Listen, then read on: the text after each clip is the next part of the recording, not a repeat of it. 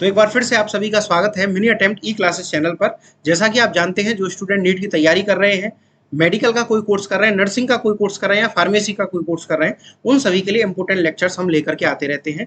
तो आज हम पढ़ने वाले हैं एक और इम्पोर्टेंट टॉपिक, जिसका नाम है कैटरेक्ट या मोतियाबिंद।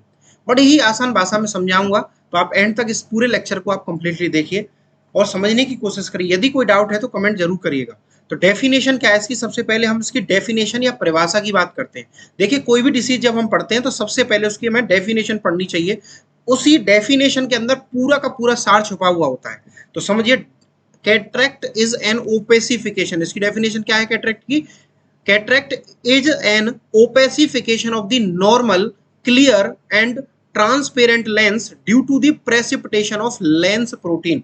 आसान भाषा में समझिए, कैटरेक्ट का मतलब क्या है? कैटरेक्ट का मतलब है जब किसी इंसान के, जब किसी ह्यूमन के आंख के लेंस के अंदर, आई के लेंस के अंदर ओपेसिफिकेशन देखने को मिले, तो उस कंडीशन को हम क्या कहते हैं बेटा? कैटरेक्ट कहते हैं। अब ओपेसिफिकेशन का मतलब क्या होता है? ओपेसिफिकेशन का मतलब होता है ब्लर्ड या क्लाउडी। ओपेसिफिकेशन मतलब ब्लर्ड या क्लाउडी, या हिंदी में अगर हम बात करें अपारदर्शिता। ठीक है, अपारदर्शिता इसका अर्थ क्या हो गया? जो जनरली नॉर्मली, अगर हम नॉर्मल लेंस की बात करें, यदि हम नॉर्मल लेंस की बात करें तो नॉर्मल लेंस क्लियर होता है और ट्रांसपेरेंट होता है। ट्रांसपेरेंट मतलब पारदर्शी होता है, क्लियर होता है और पारदर्शी होता है। लेकिन ओपेसिफिकेशन होने के कारण, कैटरेक्ट कंडीशन में ओपेसिफिकेशन होने के कारण अब वो क्लियर नहीं रहा, ट्रांसपेरेंट नहीं रहा। वो कैसा हो गया बेटा? क्लाउडी हो गया, ब्लर्ड हो गया, धुंधला हो गया और अपारदर्शिता उसके अंदर हो गई। अब समझिए लेंस होता क्या है और लेंस किस तरीके से, किन प्रोटीन से, किस स्ट्रक्चर से मिलकर के बना हुआ है, ये बहुत ही जरूरी है आपको समझना। तो देखिए, जो इंसानी जो आंख है, मतलब ह्यूमन आई है, उसके अंदर जो लेंस है, उसके अंदर जो लेंस है वो कैसा होता है बेटा? वो कैसा होता है? कॉन्वेक्स। कैसा होता है? कॉन्वेक्स। वो भी कैसा? By convex. कैसा लेंस होता है? बाई कॉन्वेक्स लेंस होता है। समझो ध्यान से, बाई कॉन्वेक्स लेंस कैसा होता है? ऐसा लेंस जो बीच में से, जिसकी जो बीच की मोटाई है वो ज्यादा होती है, ऊपर की जो मोटाई है या इसकी एजेस की, जो किनारों की जो मोटाई है वो कम होती है। साथ में बाई कॉन्वेक्स लेंस की एक खासियत है, जब इस पर कोई भी लाइट रे पड़ती है, प्रकाश की किरण पड़ती है, तो उसको ये एक जगह फोकस कर देता है बेटा, एक जगह फोकस कर देता है। इसीलिए हमें हमारी आंख, ऐसा क्यों जरूरी है? क्योंकि जब किसी ऑब्जेक्ट से कोई भी प्रकाश की किरण या कोई भी लाइट रे जब हमारी आंखों पे पड़ेगी, जब हमारी लेंस पे पड़ेगी, तो वो उसको फोकस करके सीधा सीधा रेटिना पे देगी, जिससे हमें दिखाई पड़ता है, जिससे हमें रेटिना के द्वारा दिखाई पड़ता है। समझ में आ गया? तो लेंस कैसा है? ह्यूमन आई का लेंस कैसा है? बाई कॉन्वेक्स है। कैसा है? बाई कॉन्वेक्स है। उसके अलावा देखो, यहाँ पे गौर से देखो, यहाँ पर डेफिनेशन में क्या लिखा हुआ है कि कैटरेक्ट कंडीशन ओपेसिफिकेशन की वजह से हुई है। और ओपेसिफिकेशन क्यों हुआ है? वो हुआ है प्रेसिपिटेशन ऑफ लेंस प्रोटीन, यानी ह्यूमन के लेंस में एक स्पेशल प्रोटीन पाई जाती है, जिसके प्रेसिपिटेट होने के कारण ही पेशेंट में कैटरेक्ट होता है। तो उस प्रोटीन का नाम क्या है? उस प्रोटीन का नाम क्या है? ठीक है, कौन सी प्रोटीन बेटा? लेंस की प्रोटीन का नाम क्या है? क्रिस्टलाइन। क्रिस्टलाइन प्रोटीन याद रखना, क्रिस्टलाइन प्रोटीन इंपोर्टेंट है, लिख लीजिए, इंपोर्टेंट है बेटा, इंपोर्टेंट है, लिख लीजिए। क्रिस्टलाइन प्रोटीन नाम की एक प्रोटीन होती है, जिसकी फाइबर से मिलकर के या जिन से मिलकर के ये ह्यूमन लेंस बना हुआ होता है, ये ह्यूमन लेंस बना हुआ होता है। क्लियर हो गया? और ये लेंस प्रेजेंट कहाँ होता है? इसकी लोकेशन की अगर हम बात करें, यदि हम इसकी लोकेशन की बात करें, तो इसकी लोकेशन होती है बिहाइंड द प्यूपिल। बिहाइंड द प्यूपिल, प्यूपिल के पीछे। प्यूपिल समझते हो? प्यूपिल समझते हो? प्यूपिल का मतलब पुतली, जो आंख की पुतली होती है, यानी जो आंख का क्या है? पुतली वाला जो पार्ट है। ठीक है, कॉर्निया जो होता है उसके बीच में होता है ये, है ना, आयरिस के बीच में, आयरिस कॉर्निया के पास, आयरिस के बीच में ये प्यूपिल पार्ट है, ओपनिंग है। इसी जगह से लाइट रे कोई भी एंटर करती है। समझ में आ गई बात? समझ में आ गई? चलिए, और ये चीज ध्यान रखिए, जो कैटरेक्ट है वो कंजेनाइटल भी हो सकता है और एक्वायर्ड भी हो सकता है। कंजेनाइटल मतलब बचपन से भी हो सकता है, या जेनेटिक्स भी हो सकता है, जेनेटिक्स के थ्रू भी हो सकता है, फैमिली हिस्ट्री की तरफ से भी हो सकता है। और एक्वायर्ड मतलब इस दुनिया में आने के बाद किसी भी कंडीशन से, जैसे exposure of sunlight, exposure of excessive light, इन सभी कंडीशन की वजह से भी पेशेंट में देखने को मिल सकता है। देन एज की वजह से भी इसमें देखने को मिल सकता है। समझ में आ गई बात? तो चलिए अब हम बात करते हैं फॉर्म्स ऑफ कैटरेक्ट। ध्यान से सुनिएगा, फॉर्म्स ऑफ कैटरेक्ट यानी कैटरेक्ट्स के एक तरह से हम क्या कर रहे हैं, किस किस प्रकार का कैटरेक्ट हो सकता है। तो देखो, एक कंजेनाइटल कैटरेक्ट, शॉर्ट में देखिए कैटरेक्ट, तो कैटरेक्ट में सी फॉर कंजेनाइटल याद कर सकते हैं, इसकी फॉर्म्स को हम इसी के नाम से याद कर सकते हैं। C for congenital, A for acquired, congenital मतलब जन्मजात, एक्वायर्ड, एक्वायर्ड का मतलब होता है धारण करना, जन्म के बाद। ट्रोमेटिक, ट्रोमेटिक मतलब चोट लगने के बाद, cataract. A for associated with other disease जैसे डायबिटीज मेलाइटिस और क्रिटिनिज्म, ये जो कंडीशन है इनकी वजह से, डायबिटीज की वजह से, शुगर की वजह से भी पेशेंट में ओपेसिफिकेशन ऑफ लेंस यानी कैटरेक्ट देखने को मिलता है। देन रेडिएशनल, रेडिएशनल में यूवी रेस भी आ सकती हैं, यूवी रेस आती हैं जैसे कि जो सूरज से पड़ने वाली जो किरण है। अच्छा, इसलिए याद रखिए हमारे पुराने विज्ञान के अनुसार, पुराने लोग क्या कहते हैं कि जो सूर्य ग्रहण है, चंद्र ग्रहण है, उनकी तरफ हमें देखना नहीं चाहिए। क्यों नहीं देखना चाहिए? क्योंकि उस समय जो लाइट रेस हैं उनकी मात्रा ज्यादा होती है, जो कि हमारी आंखों में अफेक्ट करती है, जो कैटरेक्ट जैसी प्रॉब्लम पैदा कर सकती है, इसलिए मना किया जाता है बेटा। कहीं ना कहीं पुराने लोगों को साइंस की नॉलेज ज्यादा थी आज से। ठीक है, चलिए बात आती है एज रिलेटेड या senile. Age related senile cataract किसे बोला जाता है? जो कि एज बढ़ने के साथ साथ एज रिलेटेड जो कैटरेक्ट होता है उसको बोलते हैं। और अगला है कॉम्प्लिकेटरी, कॉम्प्लिकेटरी यानी due to the excessive heat, excessive, और T for toxic, toxic substances से, या कुछ दवाइयां भी ऐसी हैं, या कुछ बीमारी, कुछ कंडीशंस भी ऐसी हैं, कुछ जो टॉक्सिक पदार्थ हैं वो ऐसे हैं जो आंखों में जाने से ही पेशेंट में कैटरेक्ट जैसी समस्या पैदा कर सकते हैं। समझ में आ गई? अब इसके फॉर्म्स कर लिए, अब हम बात करते हैं इसके टाइप्स की। तो सबसे पहला टाइप है इसका न्यूक्लियर कैटरेक्ट, नाम से क्लियर हो रहा है, cataract that affect the centre of lens. याद रखना, याद रखिएगा, लेंस ये है, बाई कॉनकेव लेंस होता है आई के अंदर, है ना, और इसके सेंटर को जो अफेक्ट करे, मोस्टली सेंटर पार्ट को जो अफेक्ट करेगा, उसे हम कहते हैं न्यूक्लियर कैटरेक्ट। तो इस डायग्राम में आप देख सकते हो, इस डायग्राम में आप देखो, इस डायग्राम में आप गौर से देखिए, इस डायग्राम में आपको क्या दिख रहा है? आपको दिख रहा होगा कि ये आई के जो सेंटर पार्ट है, जो लेंस का सेंटर पार्ट है, आपको दिख रहा होगा न्यूक्लियर कैटरेक्ट के कारण क्या है, अफेक्टेड है। ठीक है, समझ में आ गई बात? अगला अगला कॉर्टिकल कैटरेक्ट। कॉर्टिकल कैटरेक्ट क्या है? ऐसा कैटरेक्ट जिसमें एजेस ऑफ लेंस, याद रखिए एज माने किनारे, एजेस माने क्या होते हैं बेटा? किनारे, यानी ऐसा लेंस जो किनारों से अफेक्टेड है। देखो इसमें, देखो गौर से, साइडों में, किनारों पे देखो, इस तरीके से, किस तरीके से ब्लड ब्लड ब्लड, यानी धुंधली धुंधली धुंधली लाइनिंग सी आपको दिखाई पड़ रही है। ठीक है, ये कौन सा कैटरेक्ट है बेटा? ये कौन सा कैटरेक्ट है? कॉर्टिकल। कौन सा है? कॉर्टिकल। इसमें क्या अफेक्टेड है? किनारे, edges of lens. Third type देखो इसका, थर्ड टाइप है पोस्टीरियर सब कैप्सुलर कैटरेक्ट, यानी इसमें क्या होता है, back part of the lens, lens का बैक पार्ट अफेक्टेड होता है। डायग्राम में आप देख सकते हो, ये लेंस का बैक पार्ट हमने देखा डायग्राम में। ये कौन सा है? Posterior subcapsular cataract. समझ में आ गई बात? ये कौन सा है? Posterior subcapsular. इसमें mostly back part of the lens, lens का बैक पार्ट अफेक्टेड होता है। समझ में आ गई? टाइप्स के अकॉर्डिंग मैंने आपको बता दिया किससे क्या इफेक्ट होता है। अब बात आती है इटियोलॉजी या रिस्क फैक्टर की। इटियोलॉजी या रिस्क फैक्टर मतलब कौन कौन से कारक हैं, कौन कौन से कारण हैं जिनसे कैटरेक्ट पेशेंट में देखने को मिलता है। तो सबसे पहला कॉज है एजिंग बेटा, सबसे पहला कॉज है एजिंग। एजिंग मतलब उम्र, एज मतलब उम्र, यानी उम्र बढ़ने के साथ साथ कैटरेक्ट की कंडीशन ज्यादा हो सकती है शरीर में। क्यों? एक तो लॉस ऑफ लेंस ट्रांसपेरेंसी, जो लॉस लेंस समय बढ़ने के साथ साथ, उम्र बढ़ने के साथ साथ जो लेंस है उसकी ट्रांसपेरेंटी, पारदर्शिता जो है वो कम होती चली जाती है। अगला डिक्रीज ऑक्सीजन इनटेक, क्योंकि जब हम, हमारी एज बढ़ती चली जाती है तो एज बढ़ने के साथ साथ हमारी वाइटल कैपेसिटी भी कम होती है, तो ऑक्सीजन का इनटेक प्रॉपर नहीं हुआ, ऑक्सीजन का इनटेक प्रॉपर नहीं हुआ, जिसके कारण पेशेंट में ये कैटरेक्ट जैसी समस्या डेवलप हो सकती है। उसके अलावा अगला एजिंग का अगला कॉज क्या है?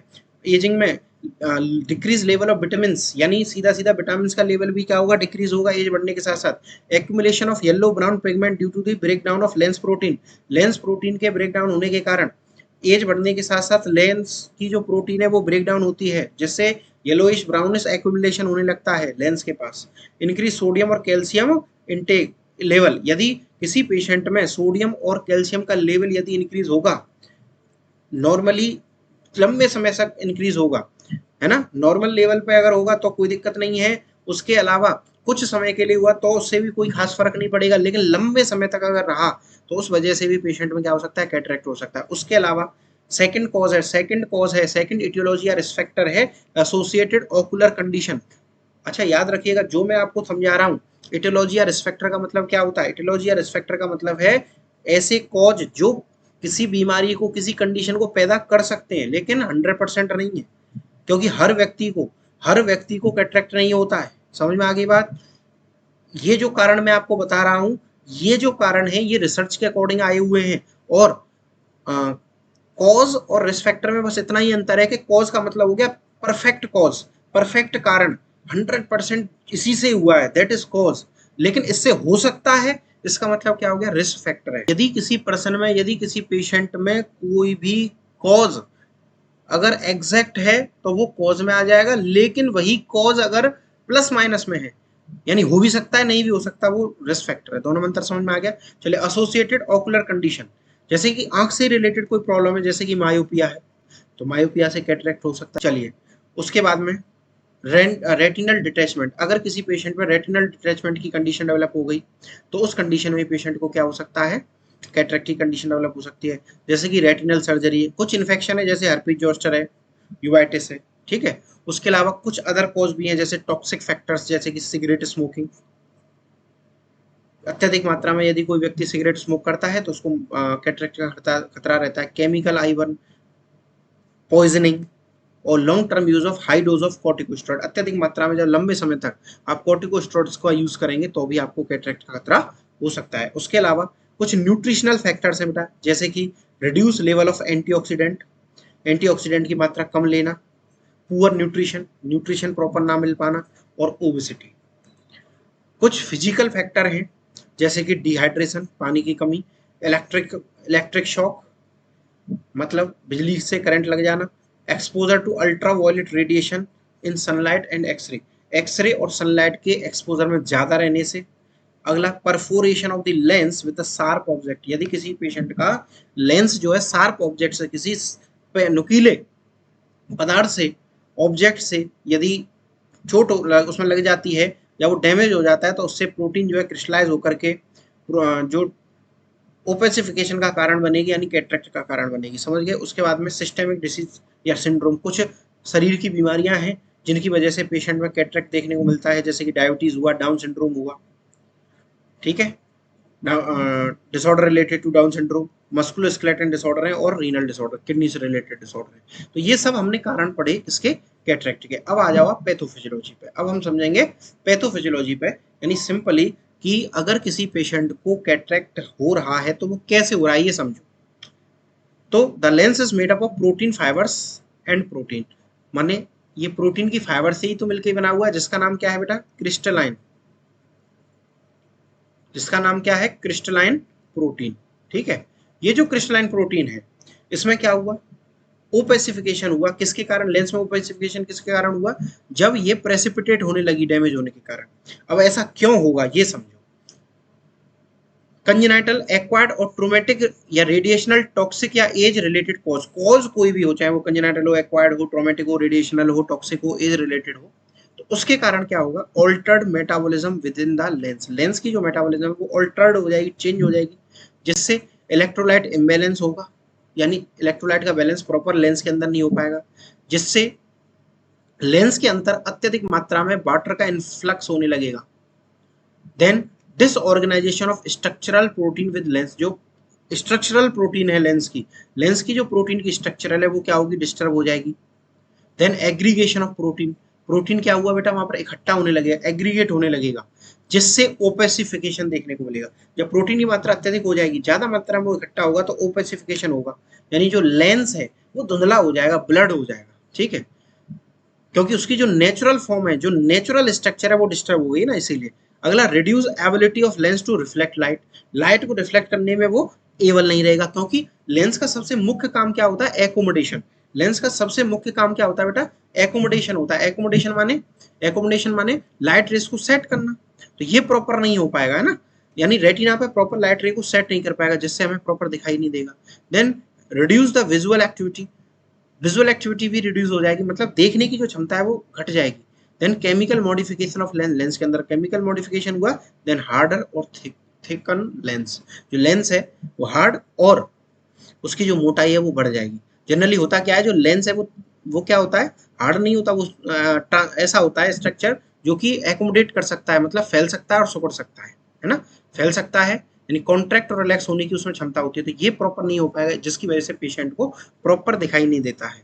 समझ में आ गई बात? तो ये हमने किसके बारे में पढ़ा, पैथोफिजियोलॉजी ऑफ कैटरेक्ट। अब बात करते हैं क्लिनिकल मैनिफेस्टेशन या साइन एंड सिम्टम्स की। तो साइन एंड सिम्टम की अगर हम बात करें तो सबसे पहला सिम्टम है इसकी पोलियोपिया। पोलियोपिया का मतलब क्या होता है, visual perception of multiple images focus on one object even after removal of an object.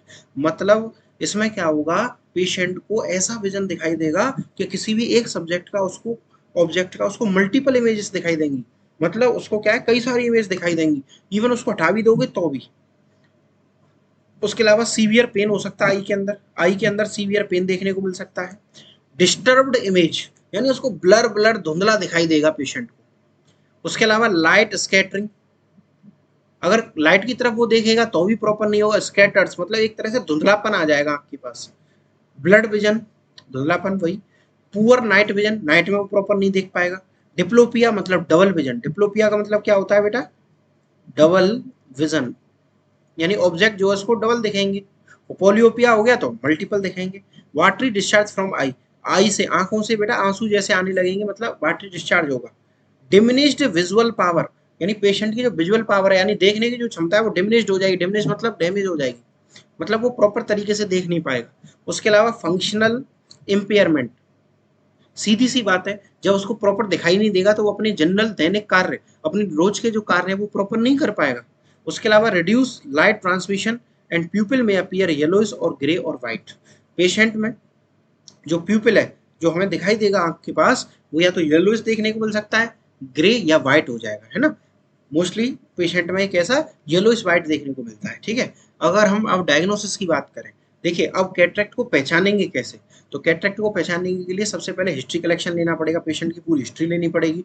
उसका फिजिकली एग्जामिनेशन हमें करना पड़ेगा, कि जब हम देखेंगे, विजन करें देखेंगे, तो भी हमें देखने लगेगा कि येलोइश और ग्रेश या व्हाइटिश लेंस के पास में ओपेसिफिकेशन देखने को मिलेगा, या उसका कलर जो है चेंज हो जाएगा, वो हमें दिखेगा। देन ऑप्थेल्मोस्कोपिक एग्जामिनेशन कर सकते हैं। सामने आप जो डायग्राम में आप देख रहे हो ये क्या चल रहा है, ऑप्थेल्मोस्कोपिक एग्जामिनेशन है, जिसको हम स्लिट लैंप एग्जामिनेशन कहते हैं बेटा।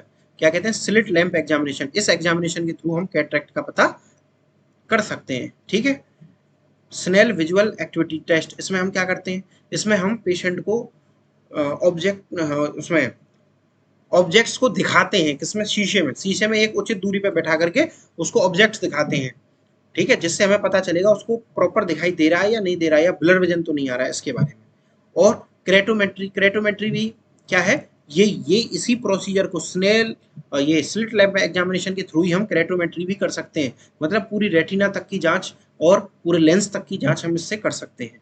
Then MRI is done to obtain image of edema, यदि पेशेंट में इडीमा देखने की को मिल रहा है, यानी ऐसी कंडीशन डेवलप हो गई है पेशेंट में आंख के अंदर इडीमा हो गया है, ठीक है, तो पेशेंट की हम एमआरआई करा सकते हैं आई की, और आई की एमआरआई से हमें बिल्कुल पूरी तरह से उसकी ब्लड सप्लाई, उसकी अदर सप्लाईज के बारे में हमें प्रॉपर तरीके से क्लियर हो जाएगा। तो ये सभी जांचों के द्वारा हम पेशेंट में कैटरेक्ट का पता कर सकते हैं। अब बात आती है इसके ट्रीटमेंट कैसे होगा, तो इसका ट्रीटमेंट हम सर्जिकल, नॉन सर्जिकल दोनों तरह से कर सकते हैं। तो देखो नॉन सर्जिकल अगर बात करें, जनरली वैसे तो इसकी सर्जरी ही जो डॉक्टर है वो आपको बोलेंगे, जनरली आपको सर्जरी ही इसकी करानी पड़ती है, लेकिन नॉन सर्जिकल कुछ मेजर्स हैं जिनसे कुछ समय तक सर्जरी को टाला जा सकता है, या हो सकता है कि अगर शुरुआत हुई है तो पेशेंट ठीक हो सके। जैसे कि लाइफ स्टाइल एडजस्टमेंट, यदि ओबेसिटी है तो आप उसको एक्सरसाइज करके ठीक कर सकते हैं, योगा करके ठीक कर सकते हैं। इंक्रीज लाइटिंग, यानी कई लोग बहुत लो लाइट में पढ़ते हैं या बहुत हाई लाइट में पढ़ते हैं, तो आपको क्या है, बैलेंस लाइट करके और तब स्टडी करनी है या कोई भी अपने अदर काम करने हैं, ठीक है। स्ट्रॉन्ग रीडिंग आई ग्लासेस, अच्छा रीड करने के लिए, पढ़ने के लिए आपको आई ग्लासेस जो है प्रॉपर तरीके से यूज करने पड़ेंगे। देन आई इरीगेशन, आंखों को प्रॉपर तरीके से टाइम टू टाइम आपको धोना पड़ेगा, इरीगेट करना पड़ेगा। एंटीबायोटिक आई ड्रॉप, कुछ एंटीबायोटिक आई ड्रॉप है जो आपको आंख में डालनी पड़ेंगी, जिससे कोई बैक्टीरियल या सेकेंडरी इन्फेक्शन ना हो, ठीक है। देन इनहेलेशन और देन मेडरेक्टिक्स हम यूज कर सकते हैं। ये क्या है? ये शॉर्ट टर्म ट्रीटमेंट है जो कि प्यूपिल को डायलेट कर देता है, जिससे हमें कुछ समय के लिए शॉर्ट टर्मली हमें दिखाई देगा, यानी जब आप ड्रॉप डालोगे तो आपको दिखाई लेने लग जाए। तो ये शॉर्ट टर्म ट्रीटमेंट है, प्रॉपर ट्रीटमेंट नहीं है। और इसका प्रॉपर ट्रीटमेंट कैसे होगा? तो सर्जरी करके होगा, सर्जिकल मैनेजमेंट से। तो इसका सर्जिकल मैनेजमेंट बेटा क्या रहेगा? Intra capsular cataract extraction. इसमें हम क्या करते हैं?